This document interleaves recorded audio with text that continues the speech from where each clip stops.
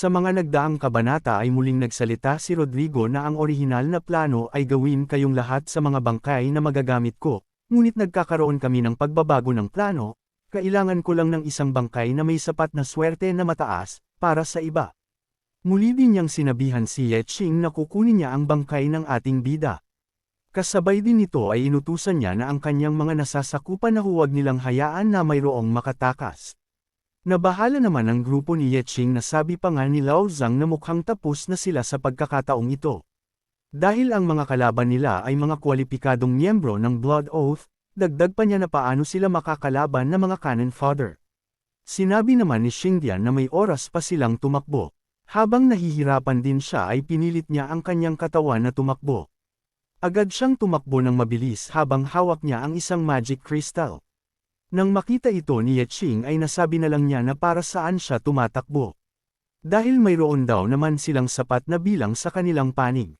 Ngunit sinabihan naman siya ni Lao Zhang na wala na tanga dahil ngayon kulang tayo sa bilang. Ngunit nakangiti namang sinabi ni Ye Qing na hindi, dahil hindi sila kulang sa bilang. Nagtaka naman ang nakabaluti dahil may narinig siyang ingay, kaya naman tinanong niya ang kanyang mga kasamahan na kung may narinig ba sila. Sumagot naman ang isa na kung ano naman ang narinig nito. Nakatingala naman ang nakabaluti sa kanilang itaas. Ngunit huli na dahil nagsilabasa na ang mga nasummon ni Ye Qing na kanyang mga alagad na tinatawag na Spider Silk. Nabahala naman si Zhou Tong nang makita niya ang mga Spider Silk na sabi pa nga niya na masama ito dahil hindi lang mga hangal ang kanilang kalaban kundi ang mga Spider Silk. Ngunit nakangiti naman siyang sinabihan ni Ye Qing na kinuha niya ang ilang mga gagambang ito. At nasa panig natin sila. Nagulat naman si Zhou Tong kaya naman patanong niya sinabi kay Ye Qing na nagagawa mong makontrol ang mga gagambang ito. Dagdag pa niya na kung kailan pa ito nagagawa ni Ye Qing. Ngunit hindi naman napinansin ni Ye Qing si Zhou Tong bagkus ay kanya nang itinuon ang kanyang tingin sa mga makakalaban niya, at ginamit din niya ang kanyang abilidad na kayang makita ang antas ng kalaban at kakayahan. At ang una niyang tinignan ay ang Necromancer na nasa level 20. Ang sumunod ay ang Berserker na nasa level 17. Sumunod din ang dalawang Hunter na nasa level 18. At isang Paladin na nasa level 19. Napaisip din siya na hindi niya lubos na sigurado sa agwat sa pagitan ng mga tao at ng kanyang mga halimaw, ngunit ang kanyang damdamin ay nagsasabi sa kanya na hindi sila magiging malaking isyu.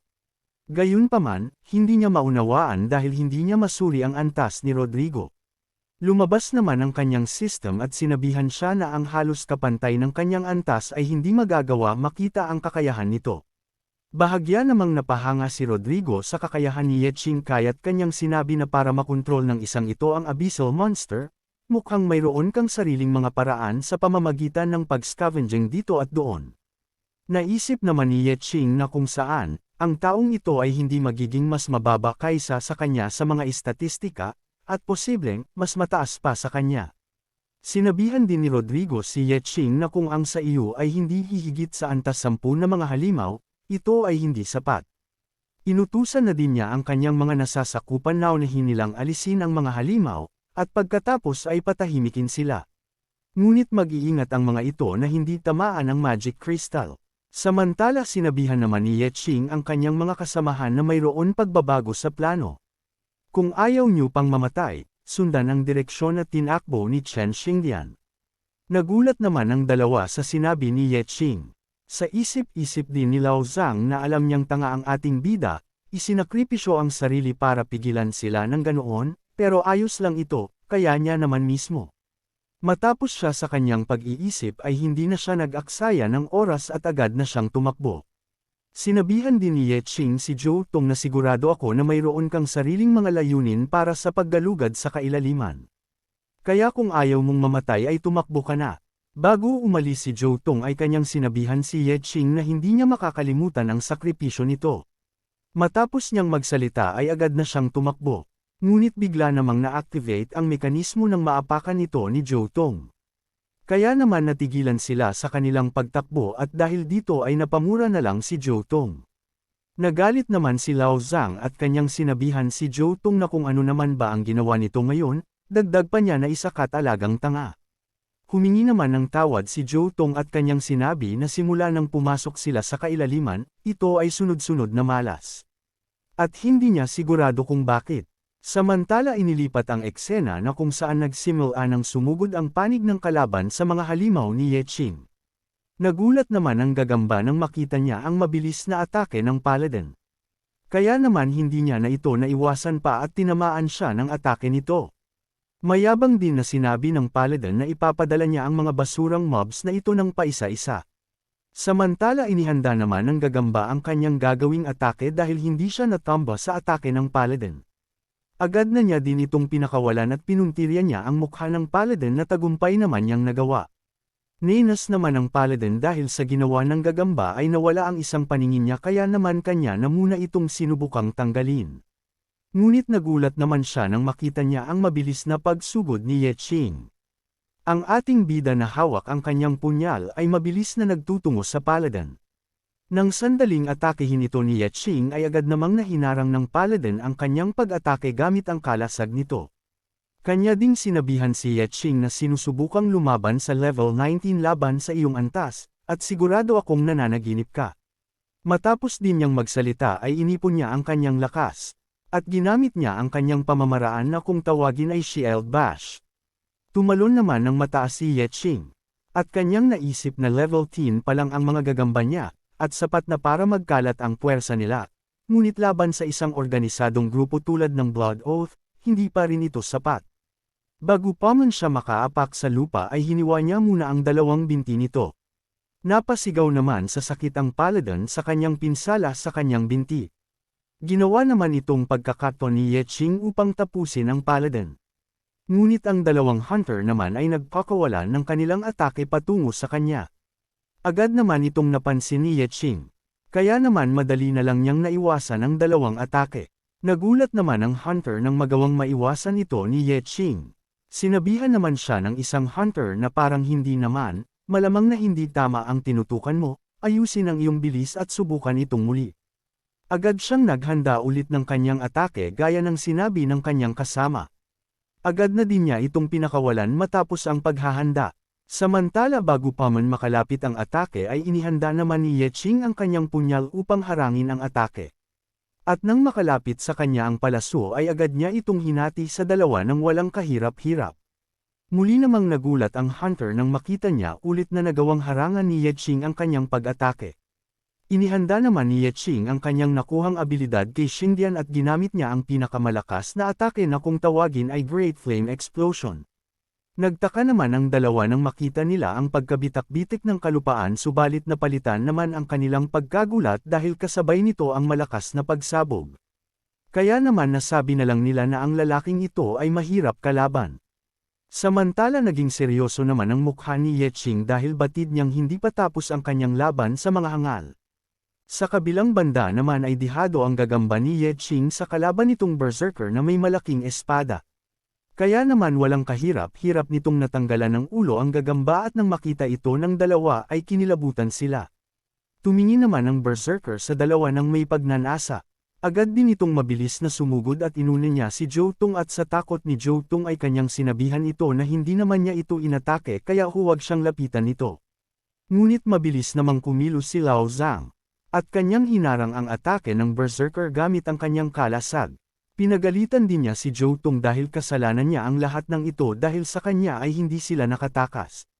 Dagdag pa ni Lao Zhang na kung ayaw mong mamatay tumayo ka at lumaban. Ngunit wala siyang kaalam-alam na naghanda na ulit ng pag-atake ang berserker. Naramdaman naman niya ito kaya naman agad siyang napalingon. Ngunit dahil malapit na ang atake ay bahagya na lang niya itong naharangan. Kaya naman sa lakas ng atake ay natangay siya at tumama sa bato. Sa lakas ng impact ay matindi ang naging pinsala nito sa kanya. Tumilapon naman ang espada ni Lao Zhang sa harapan ni Zhou Tong.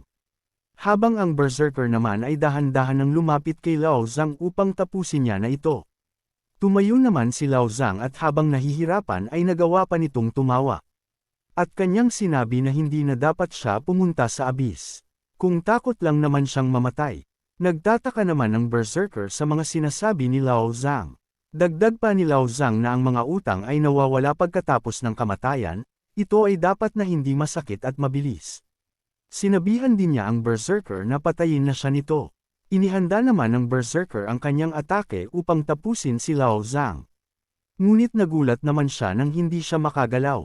Kaya naman nagtataka siya na kung kagagawan ba ito ni Jotong.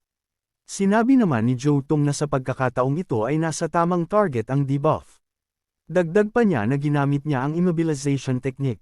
Inutusan din niya si Lao Zhang na atakihin na nito ang Berserker. Ngunit minura naman siya ni Lao Zhang dahil nanigas din siya sa ginawa ni Jotong. Nang makita naman ni Ye Qing ang ginagawa ng dalawa ay nasabi na lang niya na kung ano ba ang ginagawa ng dalawa.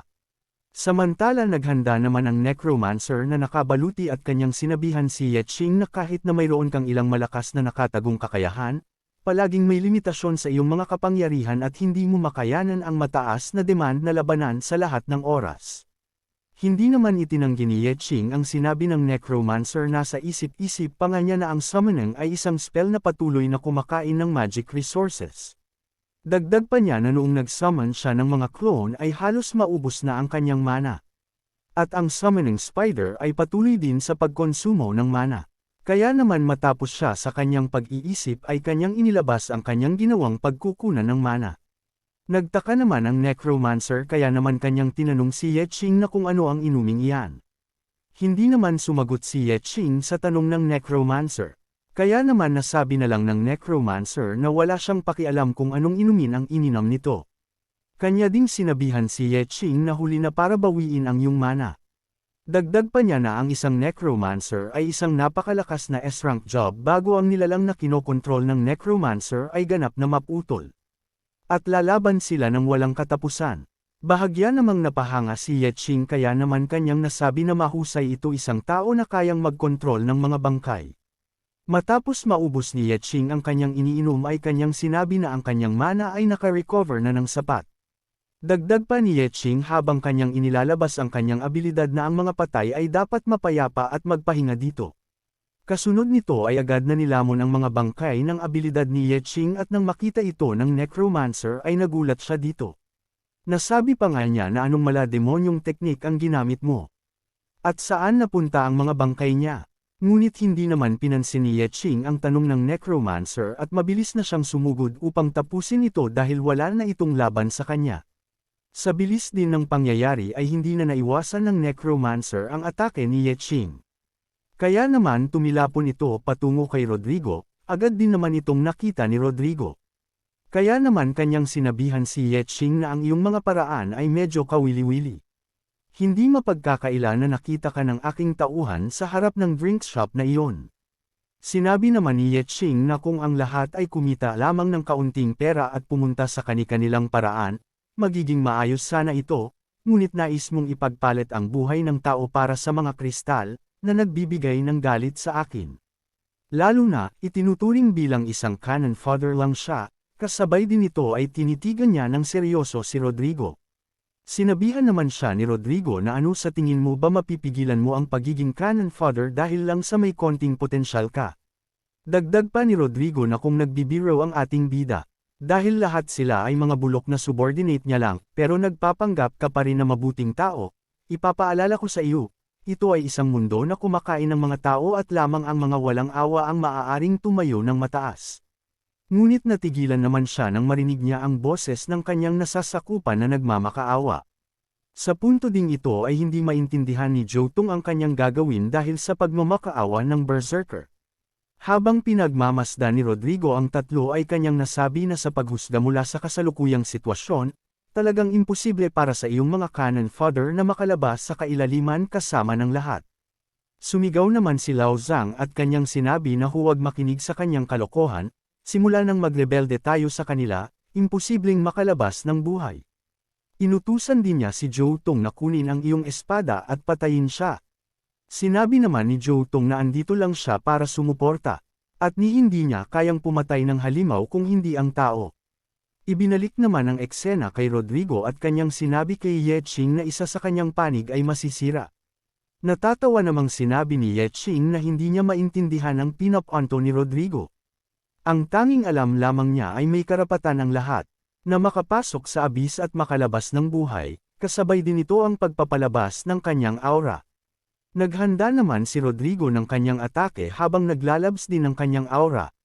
Agad niyang inatake si Ye Qing na nagawa namang salagin ng ating bida. Ngunit dahil sa lakas nito ng atakeng iyon ay natangay siya at tumama sa bato.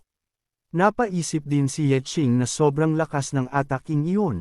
Masasabi niya lang mula sa kanyang instinct na ito ang pinakamalakas na nilalang na hindi pa niya nakaharap.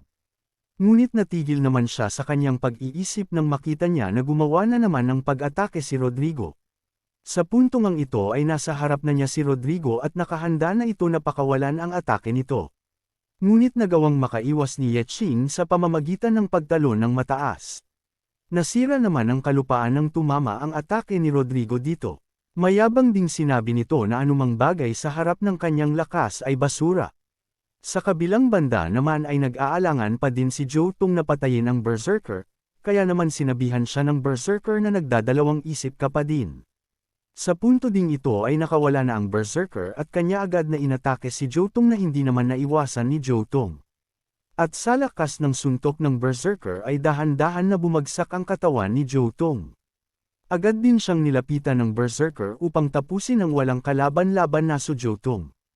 Sa kabutihang palad ay agad na hinawakan ni Lao Zhang ang Berserker upang mawala ito sa balanse at makaligtas pa si Zhou Tong.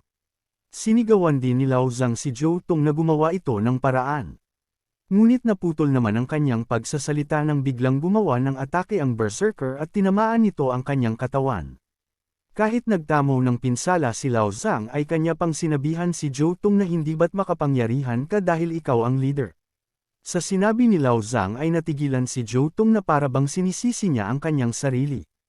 Dahil nakarating ka na sa part na ito ay inaanyayahan kita na pindutin ang like at mag-subscribe at i-on ang notification bell. At kung gusto mo naman na suportahan ng matindi ang bidang hangal na ito ay maaari mo ding pindutin ang super thanks sa ibaba para mas lalong ganahan ang hangal na ito. Maraming salamat mga bida. Sinabi din niya na naisip ko lang na hindi ko kailangang pumatay ng mga halimaw gamit ang sarili kong mga kamay kung ako ang pinuno. O hindi na kailangang harapin ang mga mapanganib na bagay o ibunyag na ako ay talagang isang walang kakayahan na tao. Hindi naman talaga ako makapangyarihan. Nakiusap din siya sa Berserker na huwag siyang papatayin dahil isa lamang siyang mahinang nilalang. Naalala din niya noong kasama pa niya ang kanyang grupo. At sinabihan siya ng kanilang leader, na ikaw ang nag-iisang tao sa koponan na walang pinsala, ngunit maaari kang makakuha ng karanasan sa pamamagitan ng pagdaragdag ng mga buff sa kasama. Ngunit nang lumabas na sila sa abyss ay sinabihan siya ng kanilang leader na ang taong ito ay hindi man lang makapaglagay ng buff sa tamang target. At wala siyang kahihiyan. Mas mabuting umalis ka na lang sa koponan. Kaya naman sa puntong iyon ay napaiyak na lamang siya dahil sa wala siyang silbing support. Ngunit sa mga araw na iyon ay nakita siya ni Rodrigo, at tinanong siya nito na kung ano ang kanyang kakayahan. Agad naman siyang sumagot na siya ay isang level 3 bard. At nang marinig ito ni Rodrigo ay inaya siya nito na sumama sa kanya. Balik naman sa kasalukuyan na kung saan dihado na ang ating bida dahil sa lakas ng mga atake ni Rodrigo. Kaya naman nahihirapan na siyang harapin ang malakas na Rodrigo at ang malala pa ay naubusan na siya ng mana. Sinabihan din siya ni Rodrigo na ito ay isang pamamaraan mula sa martial artist na si Kang Longjin, na nagdudulot ng patuloy na pisikal na pinsala sa target ng organ. Pag gumamit ka ng magic pagkatapos ng hampas, lalalim ang pinsala at baka mamatay ka pa bigla. Dagdag pa ni Rodrigo na pagkatapos ng lahat, ang suntok na ito ay isang signature combat skill na maaaring makapilay kahit na ang bihasa sa mahika. Naiinis naman si Ye Qing dahil sa sobrang bilis ay hindi niya magawang makapaghanda sa susunod na atake nito. Agad siyang lumayo upang makapaghanda sa mga atake ni Rodrigo. Ngunit sinabihan naman siya ni Rodrigo na kung sa tingin ba daw ni Ye Qing ay makakatakbo pa ito palayo. Napaisip naman si Ye Qing habang tumatakbo na kailangan niya ng blood loss debuff at kapag ginagamit ang kasanayang iyon. Ito ay makakabuti para sa kanya. Ngunit nang mabanggit niya ang debuff ay may naalala siya. Kaya naman kanyang sinigawan si Zhou Tong na agad naman itong napatingin sa kanya. Ngunit tumilapon naman si Ye Qing patungo kay Zhou Tong dahil sa lakas ng ginawang atake ni Rodrigo. Nagulat naman si Zhou Tong nang makita niyang nakahandusay sa harap niya si Ye Qing. Nagsalita naman si Ye Qing na tiyak na walang silbi ang subukan at alisin ang iyong sarili sa nakaraang kahinaan at kawalan ng kakayahan, umaasa sa kawang gawa mula sa iba. Dagdag pa ni Ye Qing na pinangarap niyang maproseso ang ganoong uri ng kapangyarihan ng higit sa sinuman. Kaya nabigo din ako sa sarili kong abala, Isa din siyang walang kwentang tao noong araw na iyon. Pero wala siyang balak tumakas, dahil ang pagiging mahina ay hindi dapat katakutan. Ang pinaka dapat mong katakutan ay ang nagiging mahina na rin ang puso mo.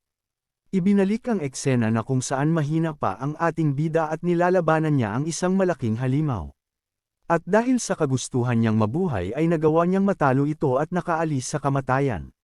Balik sa kasalukuyan na kung saan sinabi din ni Ye Qing na nang mag-ipon ako ng lakas ng loob na gawin ang unang hakbang.